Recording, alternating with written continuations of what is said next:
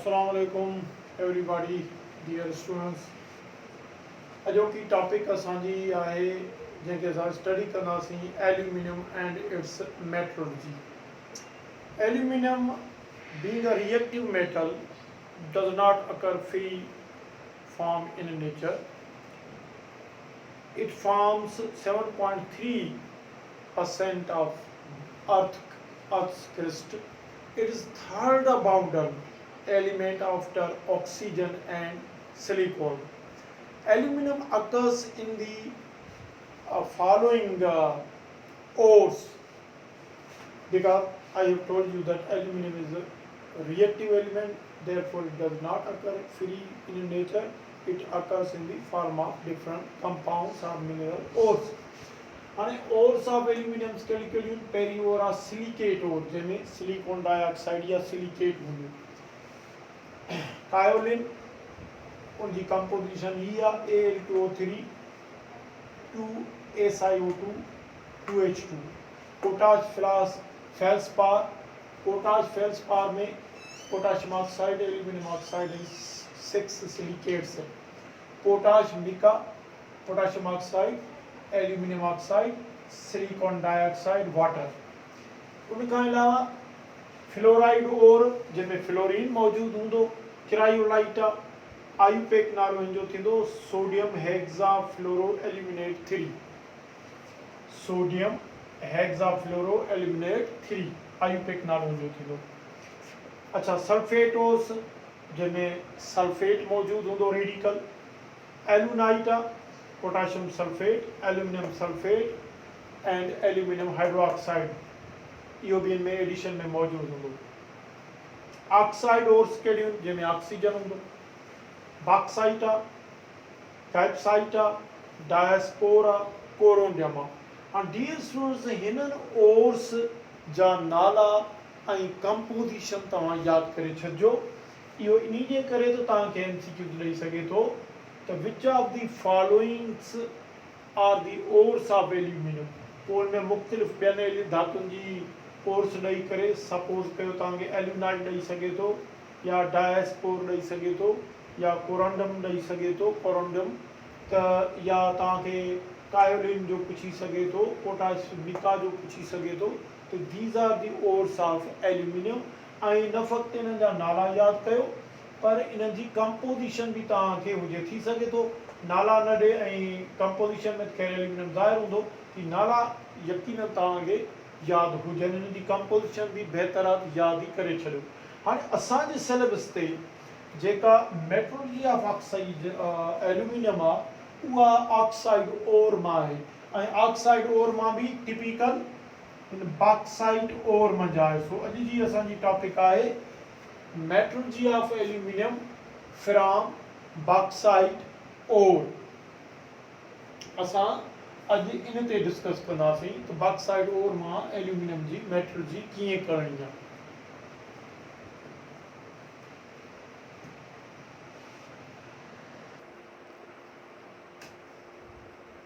Dear students, metallurgy of aluminium from bauxite ore जेका आहे उहा 3 मरहलनि ते मुश्तमिल आहे.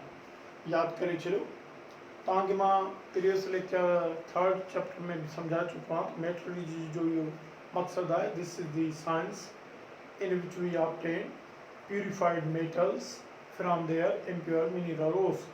सो the science of getting the pure metals from their impure mineral ores is called metallurgy. Metallurgy 3 मरहलनि में थींदी आहे, या there are 3 types of metallurgy, 3 steps of metallurgy are involved. पहिरीं आहे फिजिकल मेटलर्जी. अच्छा, फिजिकल मेटलर्जी में असां ओर खे ग्राइंड कंदा आहियूं, क्रश कंदा आहियूं, कंसंट्रेट कंदा आहियूं, ऐं इन जो ज़िक्र असांजे किताब में किथे बि कोन्हे, लिहाज़ा फिजिकल मेटलर्जी असां हिते फोकस बि न कंदासीं. पोइ आहे एक्सट्रैक्टिव मेटलर्जी, ऐं आख़िरी मरहलो आहे रिफाइनिंग ऑफ रिड्यूस्ड मेटल. हिते खणी एल्यूमिनियम आहे. हाणे असांखे शुरूआति हितां करणी आहे, छाकाणि त फिजिकल मेटलर्जी असांजे सिलेबस में उनजो को बि ज़िक्र कोन्हे. असां एल्यूमिनियम जी एक्सट्रैक्टिव मेटलर्जी खां शुरू कयूं. एक्सट्रैक्शन ऑफ मेटल या एक्सट्रैक्टिव मेटलर्जी ऑफ एल्यूमिनियम जेका है हिते असां कयूंसि एक्सट्रैक्टिव मेटलर्जी ऑफ एल्यूमिनियम उहा हिननि मरहलनि ते मुश्तमिल आहे ॿिनि मरहलनि ते ये एक्सट्रैक्टिव मेटलर्जी ऑफ एल्यूमिनियम मुश्तमिल आहे हिकिड़ो extraction of aluminium from bauxite इन में असां छा कंदासीं एल्यूमिनियम खे एक्सट्रैक्ट कंदासीं बॉक्साइट मंझां टू गेट प्योर एल्यूमिना जीअं असांखे एल्यूमिना हासिल थी सघे उन खां बाद में जॾहिं असां एल्यूमिना हासिल कंदासीं त पोइ इन एक्सट्रैक्टिव मेटलर्जी में सेकंड मरहलो जेको आहे उहो मोल्टन एल्यूमिना जी इलेक्ट्रोलाइसिस करे उन मां रिड्यूस्ड एल्यूमिनियम हासिल कंदासीं छाकाणि त एल्यूमिनियम रिड्यूस जेसि ताईं न थींदो ऐं तव्हांखे ख़बर आहे त जेके हाईली रिएक्टिव नेचर जा मेटल्स आहिनि उन्हनि खे असां इलेक्ट्रोलाइटिक रिडक्शन में ही रिड्यूस कंदा आहियूं त जॾहिं ही एल्यूमिनियम रिड्यूस कंदासीं हाणे इन रिड्यूस्ड एल्यूमिनियम जी हिते रिफाइनिंग कंदासीं तॾहिं वञी ईंदी मेटलर्जी कंप्लीट थींदी अच्छा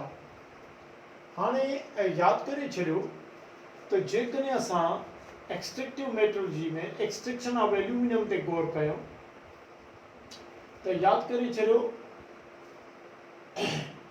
हिन में अञा भी इनके असां डियर स्टूडेंट्स ही चई सघूं था त एक्सट्रैक्टिव मेटलर्जी में this is the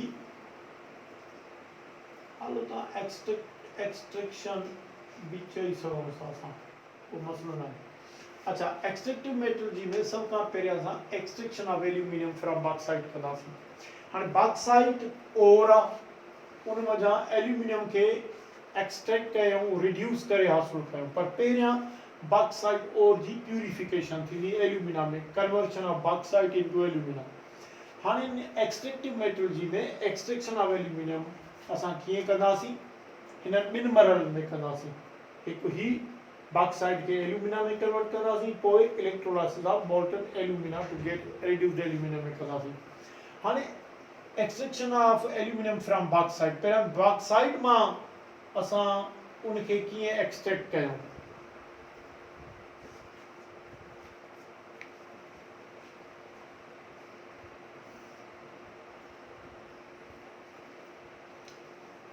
dear students sorry for disturbance इनके बेहतर आहे त असां अञा भी वधीक ऑथेंटिक हीअं थींदो इनके जेकॾहिं असां लिखूं purification of bauxite ore to get alumina so कम थी ॿई एक्सट्रैक्शन जा मरहला आहिनि हिते भी असां ईअं लिखूंसि purification of bauxite ore to get alumina हाणे सही आहे एक्सट्रैक्टिव मेटलर्जी में पहिरियां बॉक्साइट के एल्यूमिना में कन्वर्ट कंदासीं मां वंस अगेन रिपीट कयां थो छाकाणि सवेरे मूंखां थोरो लफ़्ज़नि में ग़लती थी वई जुमिले लिखण में ऐं पोइ इलेक्ट्रोलाइसिस ऑफ मोल्टन एल्यूमिना करे उन मां एल्यूमिनियम रिडक्शन करे रिड्यूस करे हासिल कंदासीं हाणे पहिरियां हिन मरहले ते गौर था कयूं purification of bauxite ore to get aluminium oxide या एल्यूमिनियम हाणे ऑक्साइड बॉक्साइट ओर के एल्यूमिनियम ऑक्साइड में आणण जे लाइ असां वटि टे मेथड्स इस्तेमालु थींदा आहिनि इहो डिपेंड थो करे त which type of impurities are present in the bauxite पहिरियों मेथड आहे हॉल्स मेथड ॿियो आहे बेस मेथड टियों आहे सरपैक्स मेथड यादि करे छॾियो बॉक्साइट के एल्यूमिना में कन्वर्ट करण लाइ बॉक्साइट के एल्यूमिनियम ऑक्साइड में कन्वर्ट करण लाइ टे मरहला आहिनि असां वटि Hall's method base method Serpeck's method ये मेथड इन बुनियाद ते इस्तेमाल कबा आहिनि त which type of impurities are present in the bauxite halls method में जेके इम्प्यूरिटीज़ हूंदियूं हाणे जेके तव्हांखे यादि करण जूं ॻाल्हियूं हॉल्स मेथड तॾहिं अप्लाई कंदासीं जॾहिं बॉक्साइट में इम्प्यूरिटीज़ हूंदियूं रस्ट यानी कि लोह जो ज़ंग जेको आहे कट ऐं सिलिकॉन डाइऑक्साइड सिलिका या सेंड वारी ऐं लोह जो ज़ंग जंहिं बॉक्साइड में हूंदो उनखे हॉल्स मेथड ते प्यूरिफाई कंदासीं पर जंहिं बॉक्साइड में लोह जो ज़ंग हूंदो उनखे बेस मेथड ते प्यूरिफाई कंदासीं ऐं जंहिं बॉक्साइड में impurity silicon dioxide sand silica जी इम्प्यूरिटीज़ हूंदियूं उनके सरपैक्स मेथड से असां प्यूरिफाई कंदासीं। हाणे हाल्स मेथड में सब खां पहिरियां बॉक्साइट के, दिस इज बॉक्साइट के असां सोडियम कार्बोनेट सां रिएक्शन करे सोडियम एल्यूमिनेट ठाहींदासीं। अच्छा, फिल्ट्रेशन कंदासीं तो उन फिल्ट्रेशन में आयरन ऑक्साइड ऐं सिलिकॉन डाइऑक्साइड ही ॿई फिल्टर थी वेंदा। सोडियम एल्यूमिनेट असांजो लिक्विड फॉर्म में हूंदो, इनके अलॻि करे इनके वाटर ऐं CO2 सां रिएक्ट कराईंदासीं त एल्यूमिनियम हाइड्रोक्साइड जी PPT प्रोड्यूस थींदी प्लस सोडियम कार्बोनेट। अच्छा, हिन जो फ़ाइदो इहो आहे त असां जेको रॉ मटीरियल पहिरें मेथड में इस्तेमालु कयो सोडियम कार्बोनेट बॉक्साइट सां रिएक्ट करण लाइ, उहो असांखे हितां रीगेन थियो। ठीकु आहे, हिते ॾिसो सोडियम कार्बोनेट असांखे खपियो, असां सोडियम कार्बोनेट बॉक्साइट सां रिएक्शन करायो, उहो हुते सोडियम कार्बोनेट असांखे वरी हासिलु थियो। अच्छा, उन खां पोइ इन सोडियम इन PPT खे असां ड्राई करे हीट कंदासीं, इन मां असांखे एल्यूमिना मिलंदो। ही आहे एल्यूमिनियम ऑक्साइड, या जंहिंखे असां सिंपली एल्यूमिना चवंदासीं। अहिड़े नमूने सां बॉक्साइट खे एल्यूमिना में आंदो। अच्छा, पर इम्प्यूरिटीज़ जंहिंमें आयरन ऐं आयरन जी रस्ट एंड वारी आहे, सेंट आहे, उन्हनि खे असां हाल्स मेथड ते एल्यूमिना में आणींदासीं। पोइ आहे बेस मेथड। हाणे बेस मेथड उते अप्लाई कंदासीं जॾहिं बॉक्साइड में इम्प्यूरिटीज़ आयरन ऑक्साइड जूं हूंदियूं।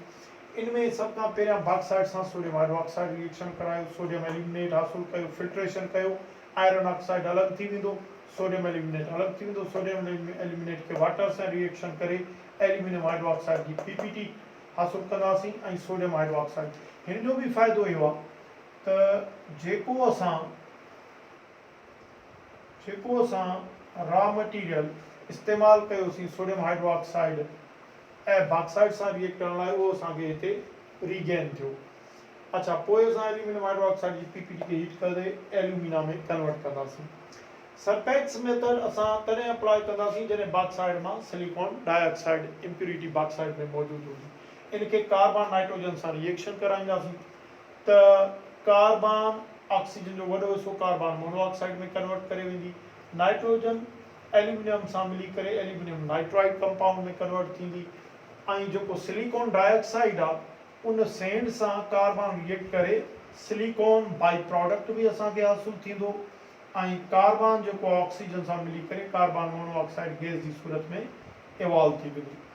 हाणे एल्यूमिनियम नाइट्राइड के हाइड्रोलाइसिस में हाणे असां एल्यूमिनियम हाइड्रोक्साइड जी PPT हासिलु कंदासीं ऐं अमोनिया गैस ठहंदी। अमोनिया गैस मां असांखे हाइड्रोजन ऐं नाइट्रोजन मिलंदी। त अगेन हिन जो बि फ़ाइदो इहो आहे त जेका नाइट्रोजन असां हिते इस्तेमालु था कयूं उहा असांखे हितां रीगेन थी मिले थी। त टिनी प्रोसेस में रॉ मटीरियल जेको पहिरें स्टेप जो आहे उहो असांखे रीगेन थी मिले थो। पोइ असां हिन PPT खे हीट करे ऐं हिते एल्यूमिना में कन्वर्ट कंदासीं। अच्छा, हाणे एल्यूमिना या एल्यूमिनियम ऑक्साइड इहो अच्छे पाउडर जी सूरत में हूंदो आहे। इनखे छाकाणि थी सॉलिड हूंदो, सॉलिड एल्यूमिना मां करंट पास ई न थींदो, लिहाज़ा इनखे मेल्ट करे पोइ असां मोल्टन एल्यूमिनियम ऑक्साइड मञा इलेक्ट्रोलाइसिस कंदासीं त एल्यूमिनियम रिड्यूस थी पवंदो। हाणे असां एक्सट्रैक्टिव मेटलर्जी में ही हिसो पढ़ियोसीं, हाणे हिन हिसे खे गौर कंदासीं। अच्छा, यादि करे छॾियो डियर स्टूडेंट, तव्हांखे यादि करण जूं कहिड़ियूं ॻाल्हियूं आहिनि, उहे यादि करण जूं इहे ॻाल्हियूं आहिनि। तव्हांखे अची सघे थो दी bauxite which contains impurities of rust and silica can be purified into aluminum oxide by Bayes method, Serpak's method या C मेरे Hall's method, तो पोइ Hall's method। या तव्हांखे Bayes method is applied to purify the bauxite into alumina which contains impurities of option A मेरे impurities of rust and silica, B मेरे silica, C मेरे only rust. तो chief impurity जंहिंमें only rust हूंदी, chief impurity rust हूंदी iron जी, उनखे असां उते बेस मेथड यूज़ कंदासीं या बेस मेथड उते इस्तेमालु थींदो जिते ही इम्प्यूरिटी हूंदी। ओके, इहे तव्हांखे ॻाल्हियूं MCQs मां पुछंदो, इहे तव्हां पंहिंजे ज़हन में फीडअप कयो। हाणे असां हिते गौर कंदासीं। इन जे लाइ ॾिसो इंडस्ट्रियल लेवल ते त जेको मेथड आहे जेको सेल जी टाइप हूंदी उहा डिफरेंट हूंदी। असां खां डायाग्राम वग़ैरह त कोन पुछंदो त बाबा डायाग्राम कढो त इहो सेल कीअं हूंदो। बहरहाल इन ते जेकॾहिं असां गौर कयूं त हिते असां मॉल्टन एल्यूमिना खणंदासीं जेको बेसिक सेल जो जेका वर्किंग हूंदी प्रिंसिपल। हिते एनोड जी प्लेट रखंदासीं, एनोड प्लेट उनखे पॉजिटिव एंड सां मिलायो आहे। ॿी असां हिते रखंदासीं कैथोड प्लेट, कैथोड प्लेट उनखे असां नेगेटिव एंड सां मिलायो आहे। हाणे हिते मॉल्टन एल्यूमिना खणंदासीं त हिते एल्यूमिनियम आयन्स भी पैदा थींदा। 4 इन करे जो मां इक्वेशन खे बैलेंस करण लाइ थो ॾियां, अदरवाइज 4 ऐं 6 ॾियण जो को मक़सदु कोन्हे। हिते एल्यूमिनियम आयन्स इलेक्ट्रॉन्स गेन करे एल्यूमिनियम मेटल में रिड्यूस थींदा। घणा इलेक्ट्रॉन गेन कंदा? 12 इलेक्ट्रॉन्स। अच्छा, ही वरी हिते 12 इलेक्ट्रॉन्स लॉस कंदा 6 ऑक्साइड आयन ऐं ऑक्सीडाइज थी करे ऑक्सीजन गैस में कन्वर्ट थी वेंदा। बाई प्रोडक्ट असांखे हिते ऑक्सीजन गैस भी मिलियो। त एक्सट्रैक्टिव मेटलर्जी में पहिरियां असां बॉक्साइड के एल्यूमिनियम ऑक्साइड में आंदासीं टिन मेथड्स ते। उन खां पोइ जॾहिं एल्यूमिनियम असांखे हासिल थियो त उन मॉल्टन एल्यूमिनियम जी असां इलेक्ट्रोलाइसिस करे एल्यूमिनियम खे रिड्यूस कयोसीं। हाणे ही जेको एल्यूमिनियम आहे इट इज़ 99% प्योर। इनमें 1% जी इम्प्यूरिटीज़ अञा भी मौजूदु हूंदी, लिहाज़ा ॿियनि धातुनि जी इम्प्यूरिटीज़ इनमें मौजूदु हूंदी त इनखे 99.99% प्यूरीफाई करण जे लाइ असां इनखे रिफाइनिंग में खणी वेंदासीं। जॾहिं हिन जी रिफाइनिंग कंदासीं रिड्यूस्ड एल्यूमिनियम जी, तॾहिं हिन जी मेटलर्जी कंप्लीट थींदी।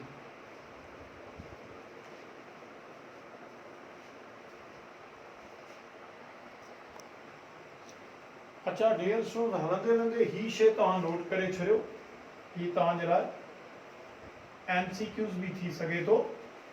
हिन एल्यूमिना जी मॉल्टन एल्यूमिना जी इलेक्ट्रोलाइसिस में ॿ शयूं असां एड कंदासीं। हिन में हिकिड़ो क्रायोलाइट, ॿियो फ्लोरोस्पार। क्रायोलाइट इन करे एड कंदासीं, ही ओर आहे एल्यूमिनियम जी। हिन जे एड करण सां ही एड इन करे थींदी जीअं असां मॉल्टन एल्यूमिना जी मेल्टिंग पॉइंट खे घटाए सघूं। छाकाणि त एल्यूमिनियम ऑक्साइड जी मेल्टिंग पॉइंट तमामु हाई आहे, इहो प्रोसेस खे फिज़िबल न बणाईंदी। उनजे करे क्रायोलाइट एड करण सां उनजी मेल्टिंग पॉइंट किरंदी। जेकॾहिं तव्हांखे MCQs में ॾे in the electrolysis of alumina या aluminium oxide, cryolite is added to correct option थींदो decrease the melting point of alumina. Fluorspar इन करे एड कंदा, it is added to increase the fluidity of molten mass. ही जेको aluminium oxide जो मॉल्टन मास असां sale में मोकिलियूं था उनजी फिलिडिटी खे फ्लोरोस्पार वधाईंदो। त ही ॿई शयूं तव्हां नोट करे छॾियो, ही ॿई शयूं MCQs थी सघनि थियूं।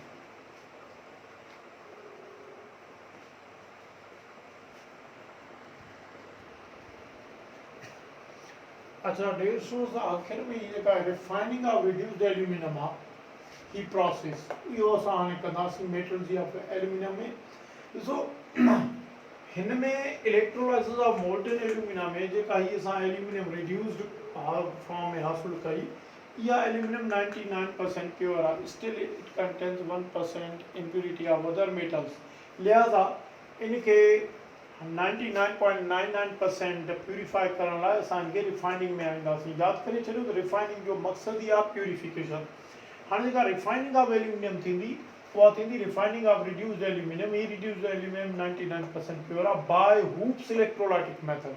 हाणे हूप्स इलेक्ट्रोलाइटिक मेथड में जेको इलेक्ट्रोलाइटिक सेल आहे उनजी कंस्ट्रक्शन कुझु अहिड़े नमूने हूंदी। उनमें 3 फ्यूज़ लेयर्स हूंदा। अपर लेयर जेको हूंदो प्योर एल्यूमिनियम जो हूंदो ऐं इहो नेगेटिव एंड सां कनेक्टेड हूंदो, जंहिंजे करे इन लेयर जो कमु आहे छा सर्व करणु, it serves as cathode. Middle layer में क्रायोलाइट प्लस बेरियम फ्लोराइड हूंदा।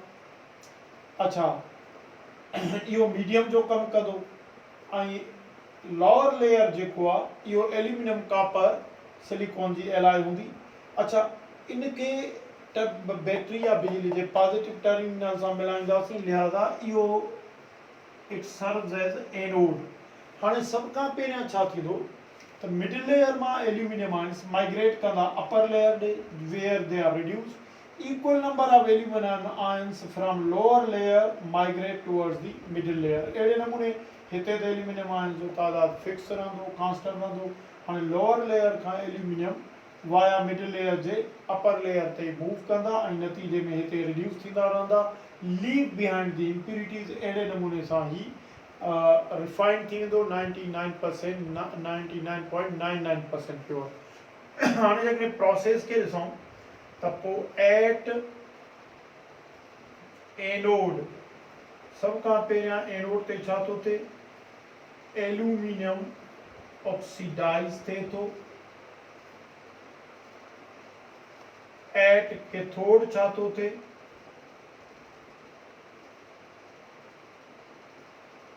कैथोड जिते नेगेटिव चार्ज आहे उते छा थो थिए, एल्यूमिनियम आयन्स जी रिडक्शन थिए थी एल्यूमिनियम मेटल में। हाणे ओवरऑल छा थियो, कॉमन थिंग्स इलेक्ट्रॉन्स कैंसिल थी विया। बाक़ी ओवरऑल इहो थियो त एल्यूमिनियम मंझां एल्यूमिनियम आयन्स के सां इलेक्ट्रॉन्स वठी ॾिना, एल्यूमिनियम आयन्स भी पैदा थिया, प्लस में aluminum reduced with you. This aluminum becomes 99.9% pure।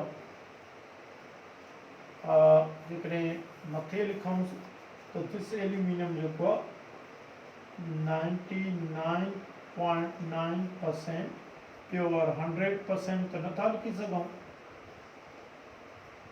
छाकाणि त रैंडम एरर जी 1% असांखे ॾेखारणी आहे, तो जेकॾहिं दिस इज़ 99.9% प्योर। अहिड़े नमूने ही रिड्यूस्ड एल्यूमिनियम असां रिफाइन कयो बाय हूप्स इलेक्ट्रोलाइटिक मेथड ते। ही मेटलर्जी ऑफ एल्यूमिनियम हुई।